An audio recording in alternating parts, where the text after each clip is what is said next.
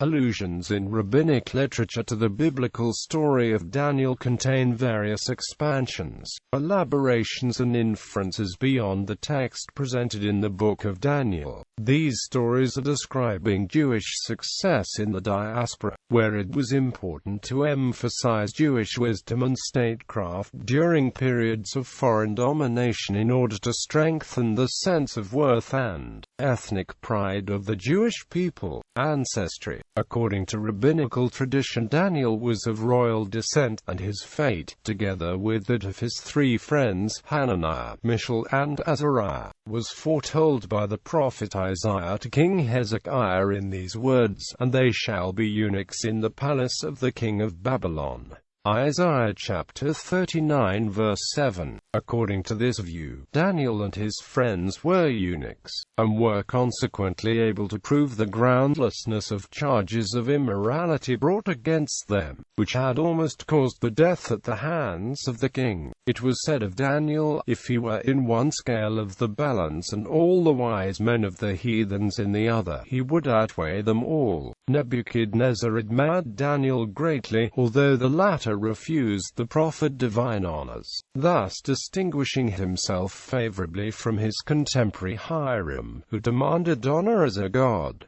Daniel and Nebuchadnezzar. The rabbis had difficulty reconciling Daniel's concern and apparent friendliness towards the man who had destroyed the temple. They handled this in two ways. When Daniel explains to Nebuchadnezzar the dream of the tree that was cut down, the rabbis viewed it in the context of Isaiah chapter 56 verse 1, which is sometimes rendered, "Do what is right and give alms." The Midrash explains that Daniel advised him to atone for his sins by good deeds, and for his misdeeds by kindness to the poor. This was because Daniel knew that many of the Jewish exiles were starving. When in Daniel chapter 4 verse 17, Daniel says, "My Lord, this dream should be for your enemies, and its meaning for your foes." The rabbis conclude that this is addressed to God, rather than King Nebuchadnezzar, otherwise it could be interpreted as favoring Nebuchadnezzar over Israel.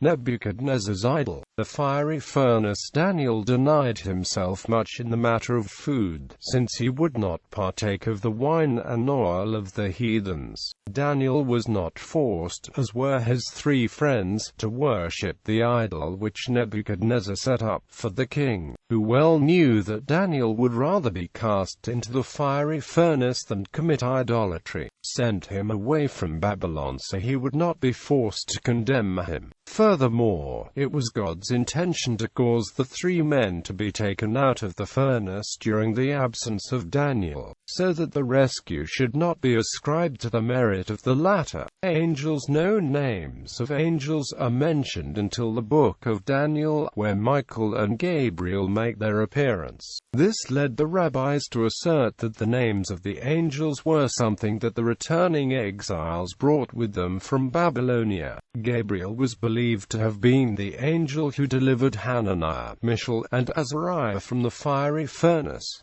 Daniel and the idol. Nevertheless, the king endeavored to induce Daniel to worship the idol by trying to make him believe that it was something alive and real, and he ordered that there be placed in its mouth the frontlet of the high priest, on which was written the name of God, and since this name possessed the miraculous power of enabling inanimate things to speak, the idol could utter the words, "I am thy God." Daniel, however, was not to be so easily deceived. Asking permission to kiss the idol on the mouth, he stepped before it and conjured the frontlet in the following words: "Although I am only a man of flesh and blood, yet I stand here as God's messenger. Take care that God's name is not desecrated by you, and thus I command you to follow me." While he was kissing the idol, the frontlet passed from the idol's mouth into his. When Nebuchadnezzar, as usual, sent for musicians to give songs of praise to the idol, he noticed that Daniel had silenced it.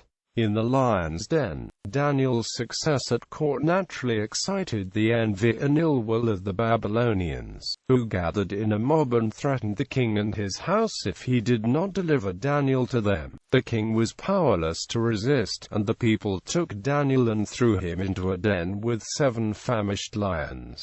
Daniel remained there unharmed for 6 days, being fed during that time by the prophet Habakkuk, whom an angel had in an instant transported from Judea to Babylon, holding him by the hair of his head. On the 7th day the king went to the den to bewail Daniel, and was astonished to find him alive. Although Daniel was not forced to sin in any way, he was prepared to sacrifice his life rather than omit his prayers. Hence it was easy for his enemies to convict him of having violated the royal order. While he was at prayer, his enemies entered his room, and watched to see whether the accusations against him could be substantiated. As the king did not believe them, Daniel did not omit his minute prayer. Notwithstanding his friendship for Daniel, the king listened to the accusations of the nobles, and condemned him to be cast into the den of lions. The mouth of the den was closed with a huge stone, which had rolled of itself from Palestine to Babylon for that purpose.